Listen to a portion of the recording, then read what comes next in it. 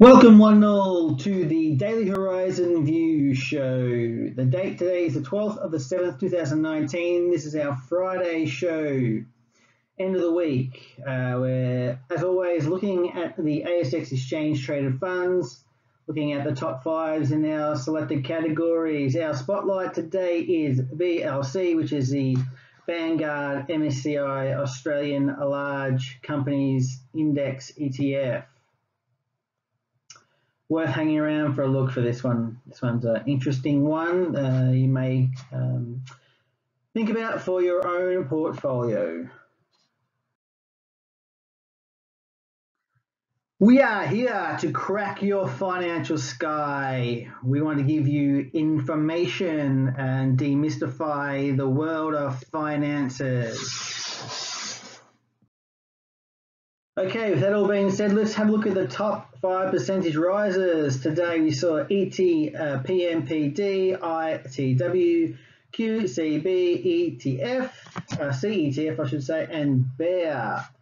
So for those of us who have forgotten, PMPD is the ETFs, Physical Palladium ETF, and that one is backed up by Physical Palladium, held by the HSBC Bank in America. That one's quite a small ETF, roughly $2 million market cap. We saw today an increase in the share price of 1.56%, which equated to a $3.27 rise on a pitiful volume of 4 shares in this ETF traded today. Top 5 percentage falls in the prices today. We saw GDX, MNRS, Robo, PM Gold, and VLC. So looks like predominantly there are people moving money out of gold with GDX, MNRS, and PM Gold. So all gold or mining related ETFs. So GDX is the VanEck Vectors Gold Miners ETF. And that one tracks the NYSE ARCA Gold Miners Index. That one is, I think, the biggest, or if not the biggest, ETF on the Australian Stock Exchange. It has a market cap of $12.3 billion. We saw a fall today of 2.42%, which equates to a loss in the value of this ETF of 92 cents. A smallish volume for such a large ETF of 7,800 shares traded. Skipping along now to the top $5 rises. Let's see which ETFs feature here. We've got ETPMPD, IHBB, ITW, IHEB, and lastly here is the CETF. So we've kind of gone over ETPMPD, but that one is the ETFs for Physical Platinum ETF. Yeah, so pretty much it was up $3.27 today on a pretty average looking volume there, or very, very sad volume of 4 shares traded. So with these very, very small ETFs, you're going to have a very wide spread, and that's why, just not the liquidity. So I'd actually be staying away from these, because if you buy in, it might actually be reasonably hard to get out, because there's just not really that many people invested in them. You can see that by the number of trades, so the volume of trades here for shares. Top $5 falls. We saw VLC, which is our spotlight. Hang around for that one. Well worth the wait. Robo, ILB, IKO, IJH. So yeah, that majority of these ones, especially definitely IJH, American sort of focused things, and Robo will be as well. So VLC, quickly give you guys a quick overview. VLC is the Vanguard MSCI Australia Large Companies Index ETF. Tracks the 30 largest stocks on the ASX. So effectively that is, what some people might class as the blue chip stocks in Australia.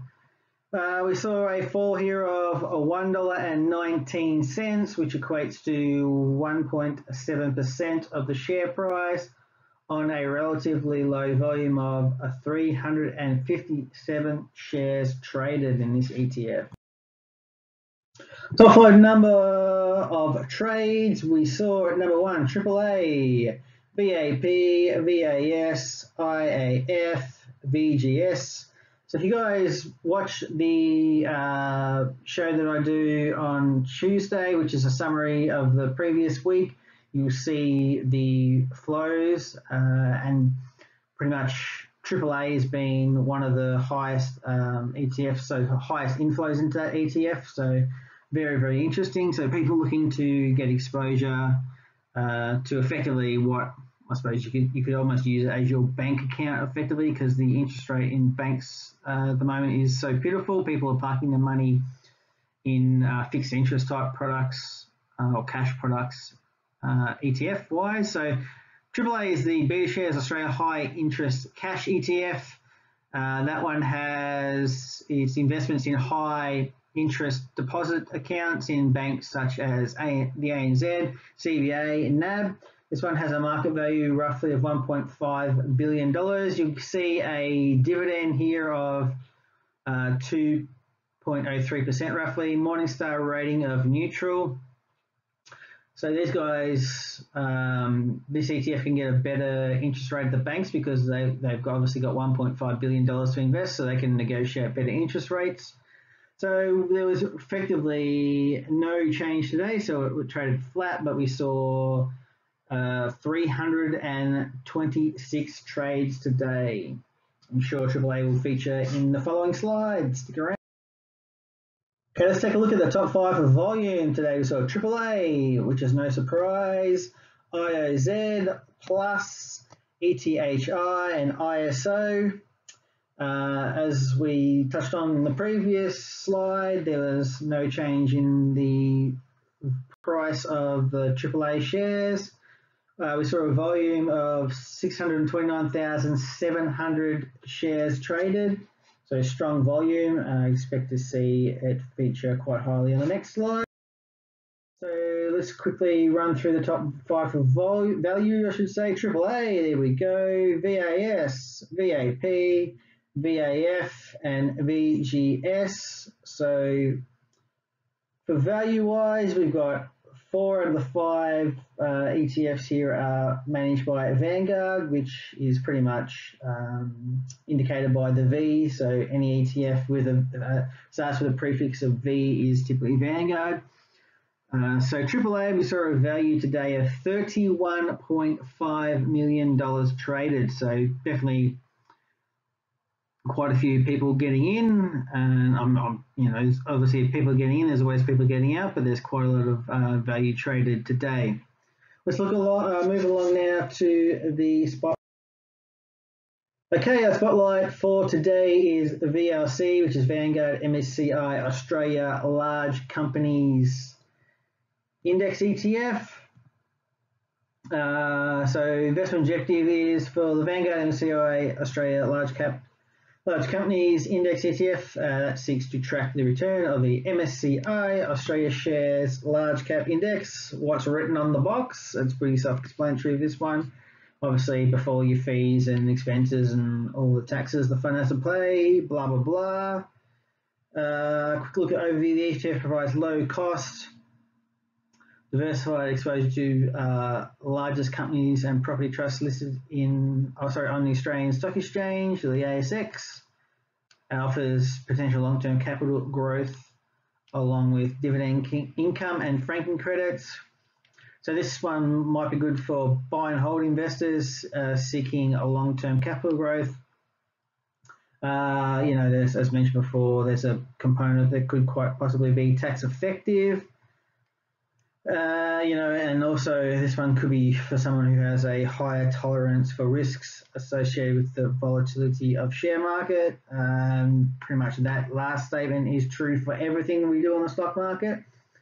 Investing in the stock market, you have to have a higher tolerance for risk, because obviously things can go up and things can come down. So we can have wins and we can have losses on the share market.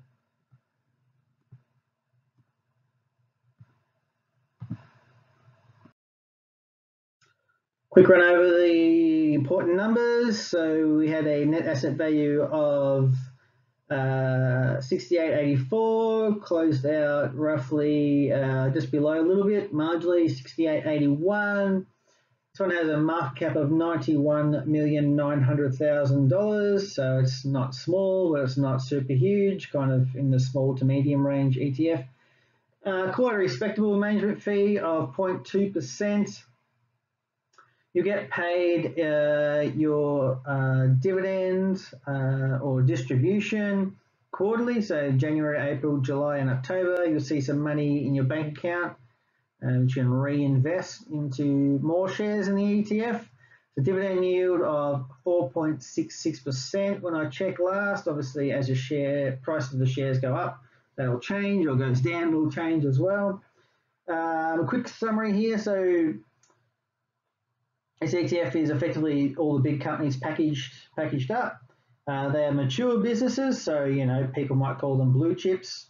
That kind of really depends on who you are and sort of what your view is. But the average person will call these companies blue chip. They all got strong cash flow, paying above average dividends, and also the government hasn't taken away our franking credits, so you'll get those as well in your pocket. Before buying this ETF, you need to understand that it's highly concentrated. As mentioned before, it only has 30 stocks inside the ETF. So, obviously, because it's so concentrated, that actually might increase potential risk factors. Obviously, if the market goes down, there's a higher concentration and you may actually get hit. But, if the market goes down, every ETF goes down anyway. So if you are comfortable with a highly concentrated portfolio like the one described here, so you've just got the 30 biggest companies listed on the ASX. So VRC does an admirable job of providing cheap access to the top end of the market.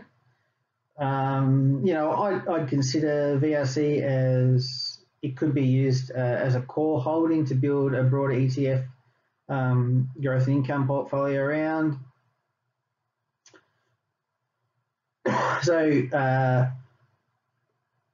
just because stocks are perceived as blue chip, as we kind of touched on before, that doesn't necessarily make them immune to earnings and valuation risk. So the fundamentals apply across all the market segments. So that's something to keep in mind. But if you are interested in this ETF, you could actually, like I say, you could use this as a core, but you could go out and have a look at some international ETFs to kind of smooth out any rough patches the Australian market might have. So typically, Australian markets and other international markets tend to be non-correlators, but I think this could form part of a more broader ETF portfolio. Also have a look at IRC and SFY. They're a similar type of story, looking at the top sort of 50, I think. So tracking the ASX top 50 type thing. But definitely, as always, make sure you're doing your research and cross-checking and all that type of stuff, all that good stuff. We need to make sure that we're doing our research and making the best decision for ourselves at any particular time.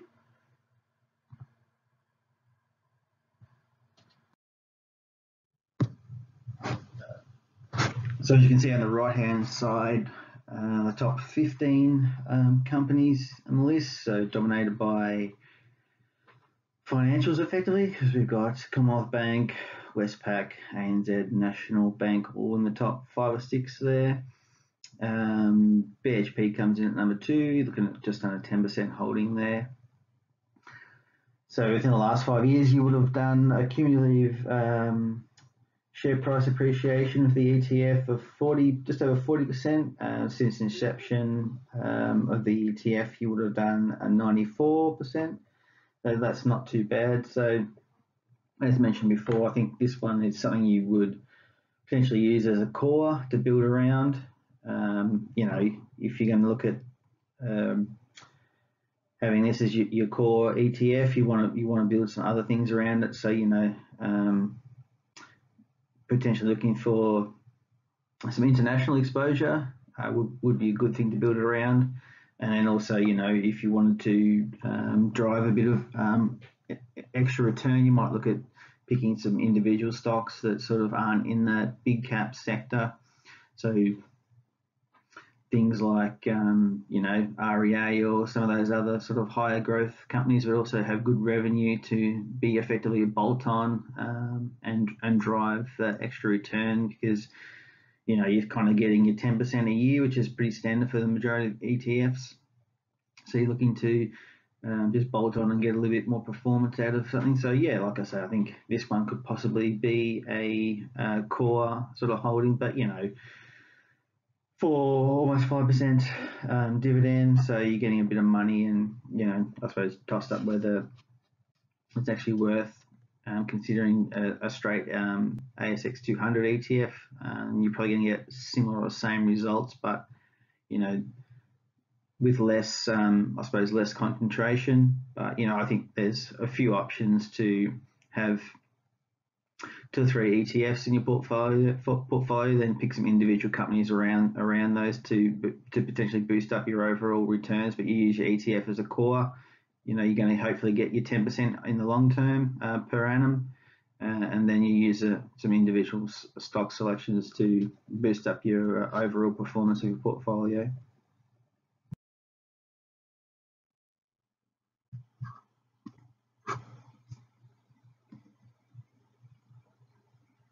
Hi guys, yes, this is our little standard disclaimer. I do not know your personal circumstances, and this is not financial advice. I'm not trying to promote any particular thing here. It's educational and just showing you guys what's out there and what the possibilities are. So please take that into consideration.